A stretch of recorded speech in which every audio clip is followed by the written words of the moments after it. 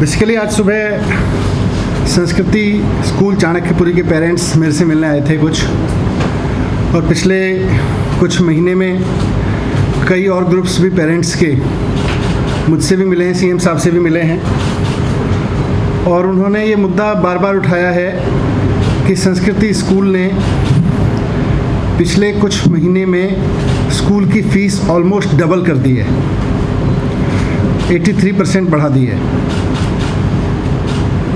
आज सुबह भी उन्होंने मुझे कुछ डॉक्यूमेंट्स दिए और उससे पहले भी उन्होंने सारे फैक्ट्स रखे थे।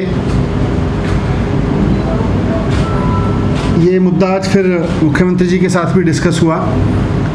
मुख्यमंत्री अरविंद केजरीवाल जी ने निर्देश दिए हैं कि संस्कृति स्कूल को फीस बढ़ाने की जो अनुमति दी गई है वो वापस ले ली जाए, क्योंकि मैंने रिव्यू किया सारा, मैंने देखा कि कुछ चीज़ों की अनदेखी करके संस्कृति स्कूल को फ़ीस बढ़ाने की अनुमति दे दी गई थी बीच में। उन सारी चीज़ों को देख के संस्कृति स्कूल फ़ीस नहीं बढ़ा सकता है। इसलिए आज मैंने भी ऑर्डर कर दिए हैं कि अब संस्कृति स्कूल को जो फ़ीस बढ़ाने की अनुमति दी गई थी उसको वापस ले लिया जाए, और इसका ऑर्डर जारी किया जा रहा है। पेरेंट्स ने जो तथ्य दिए वो महत्वपूर्ण है। इसमें सबसे महत्वपूर्ण है कि एक गैप होता है, बेस्ट अकाउंटिंग प्रैक्टिसेस की एक टर्मिनोलॉजी है जो सब जगह यूज़ होती है। इसको जनरली एक्सेप्टेड अकाउंटिंग प्रैक्टिसेस, उसके तहत अकाउंट्स मेंटेन करने होते हैं और उसी के तहत ऑडिट कराना होता है। तो स्कूल ने गैप के तहत अपने अकाउंट्स मेंटेन करके उनका ऑडिट नहीं कराया हुआ है, ये गलत है। दूसरा, 2018 में दिल्ली सरकार ने एक ऑर्डर पास किया था संस्कृति स्कूल को लेके, जिसमें कहा गया था कि 17-18 की फ़ीस बढ़ाने की जो उसमें अनुमति उसने मांगी थी वो रिजेक्ट की जाती है, और उसको रिजेक्ट करने का मेन ग्राउंड था कि उसके पास में सरप्लस अमाउंट था। तो जब 2017-18 में उनके पास सरप्लस अमाउंट था, तो उसके बाद अचानक उनके पास अमाउंट की इतनी कमी कैसे हो सकती है कि उनको 83% फ़ीस बढ़ाने की अनुमति दे दी जाएगी।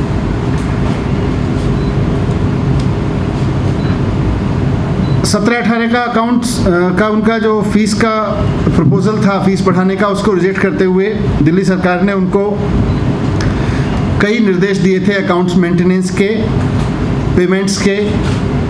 इसी में ये भी कहा था कि जो 7th CPC है, 7वां वित्त आयोग के हिसाब से टीचर्स को सैलरी देने का मसला है, वो आप आने वाले बच्चों पे इस तरह से फ़ीस के ऊपर नहीं ला सकते जबकि आपके पास में सरप्लस है। तो आप सरप्लस का इस्तेमाल करके 7th पे कमीशन दें टीचर्स को। टीचर्स का 7th पे कमीशन नहीं रोक सकते हैं और उसको फ़ीस बढ़ाने से लिंक नहीं कर सकते। ये बात कोर्ट के ऑर्डर्स में भी कई बार आ चुकी है। तो उनको कहा गया था कि बचे हुए सरप्लस का इस्तेमाल करके 7th पे कमीशन दें। स्कूल ने उसको फॉलो नहीं किया। एक और इम्पॉर्टेंट है कि जब स्कूल कोई रिकॉग्निशन की परमिशन मांगता है कभी भी, तो उसको 3 महीने की टीचर्स की सैलरी रिजर्व में दिखानी होती है कि हमारे पास में कुछ भी परिस्थिति हो, लेकिन 3 महीने की सैलरी हमारे पास में रिजर्व में है।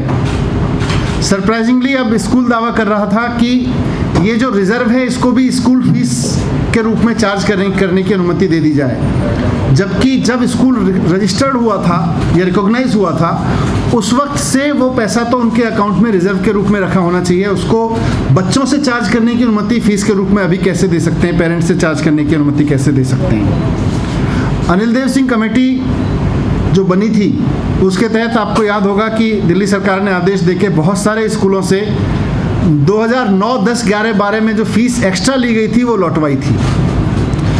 अब स्कूल चाहता है कि 2009, 10, 11, 12 में जो उसने एक्सेस फ़ीस ले ली थी, जिसको सरकार ने आदेश जारी करके वापस कराया था, उसको भी खर्चों में दिखाया जाए और अब बच्चों से फ़ीस के रूप में चार्ज करने की अनुमति दे दी जाए। तो ये कैसे हो सकता है? जो फ़ीस आपने 5-6 साल पहले ज़्यादा ली थी उसको वापस करने के आदेश दिए गए। अब जब आपने वो वापस दी तो उसको आप अगले बच्चों के फ़ीस में जोड़ के खर्चे में नहीं दिखा सकते। इसी तरह से अकाउंटिंग प्रैक्टिसेस में सुप्रीम कोर्ट के ऑर्डर्स हैं कि हर एक स्कूल जो डेवलपमेंट फंड चार्ज करेगा वो DRF के नाम से, DFR के नाम से अलग अकाउंट में जमा कराएगा। स्कूल ने DFR में अपने अकाउंट में डेवलपमेंट चार्ज तो लगातार चार्ज करता रहा, लेकिन DFR में जमा नहीं कराया था, DFR अकाउंट अलग से नहीं खोला था। सरकार ने जब 2017-18 में उनका ऑडिट किया तो उनको आदेश दिए कि आपको DFR में आपको ये पैसा जमा कराना पड़ेगा, तभी इसको फीस के रूप में कंसीडर किया जाएगा। उसके बाद से उन्होंने खोला, लेकिन उनकी डिमांड थी कि जो हमने पहले डेवलपमेंट के नाम पे पैसा इकट्ठा किया उसको सरप्लस ना माना जाए, उसको DFR में मान लिया जाए। तो वो तो ऐसे सुप्रीम कोर्ट के ऑर्डर के बाद नहीं माना जा सकता। इसी तरह से और भी कई कमियां हैं इनके पास, जिसकी वजह से इनको फीस बढ़ाने की अनुमति नहीं दी जा सकती है। सबसे इम्पॉर्टेंट चीज़ ये है कि पेंडेमिक के दौरान दिल्ली सरकार ने आदेश दिए हुए हैं कि कोई भी स्कूल फीस नहीं बढ़ाएगा और ट्यूशन फीस के अलावा कोई फीस चार्ज नहीं करेगा। उसके बावजूद स्कूल ने फीस बढ़ा दी है, irrespective of what ever there situation is. कोई भी स्कूल अभी फीस नहीं बढ़ा सकता और ट्यूशन फीस के अलावा कोई फीस चार्ज नहीं कर सकता।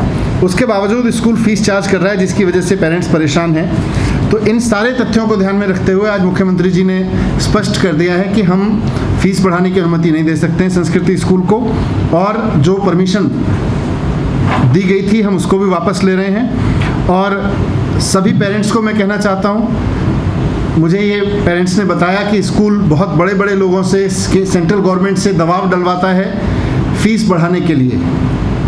कितना ही दबाव डाल लें, लेकिन दिल्ली सरकार, मुख्यमंत्री अरविंद केजरीवाल पेरेंट्स के साथ में खड़े हुए हैं, किसी के भी दबाव में नहीं आएंगे और गलत तरीके से किसी भी स्कूल को फीस बढ़ाने की अनुमति नहीं देंगे। ये मेरी तरफ से आश्वासन है। सर, ये तो केवल संस्कृति स्कूल का मामला है, और बहुत से स्कूलों से पेरेंट्स से शिकायत कर रहे हैं कि या तो फीस बढ़ाकर, क्योंकि आपने मना किया है कि दूसरे हेड्स में नहीं ले सकते हो, तो उन्होंने फीस बढ़ा दी और फीस बढ़ा के ही फीस बढ़ाने की अनुमति किसी भी स्कूल को नहीं है। जो भी, और ख़ासतौर से आप पेंडेमिक के वैसे भी सरकार ने बहुत सेलेक्टेड अकाउंट्स चेक किए थे पिछले 4-5 साल में, 3 साल में, और जिन जिन के अकाउंट्स में देखा गया कि उनके पास पैसा नहीं है उन्हीं को दी जा सकती थी अनुमति भी, पर पेंडेमिक के दौरान तो किसी को भी फीस बढ़ाने की अनुमति नहीं है। इसलिए ये जो भी कर रहा है गलत कर रहा है। ऐसे कई मामले मेरे सामने आए हैं, उनके खिलाफ में एक्शन लिया जा रहा है। ऐसा जो भी मामला, इसीलिए मैंने आज एक स्पेसिफिक बोला है, लेकिन जो भी मामला सामने आएगा सरकार उसके खिलाफ एक्शन लेगी। ये अनुमति कब दी गई थी इनको ये बढ़ाने की?